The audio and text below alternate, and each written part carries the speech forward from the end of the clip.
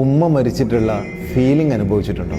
ആരെങ്കിലും ഗസ്റ്റൊക്കെ വീട്ടിൽ വന്നാൽ തീരെ റെസ്റ്റ് എടുത്ത് കിടക്കാത്ത നമ്മളെ ഉമ്മ ഒരു വെള്ള പുതപ്പൊക്കെ പുതച്ച് നമ്മുടെ വീട്ടിൽ ഒരുപാട് പേര് വരുന്ന സമയത്ത് ഉമ്മ നിശ്ചലമായി കിടക്കുന്നൊരവസ്ഥ. ഒരുപാട് പേര് ചേർന്ന് ആ ഉമ്മയെ കുളിപ്പിച്ച് പള്ളിയിലേക്ക് എടുക്കുന്നൊരവസ്ഥ. അവസാനം വളരെ വൃത്തിയോടെ നടന്ന ഉമ്മാനെ 6 അടി മണ്ണിലേക്ക് ഇറക്കുന്നൊരവസ്ഥ.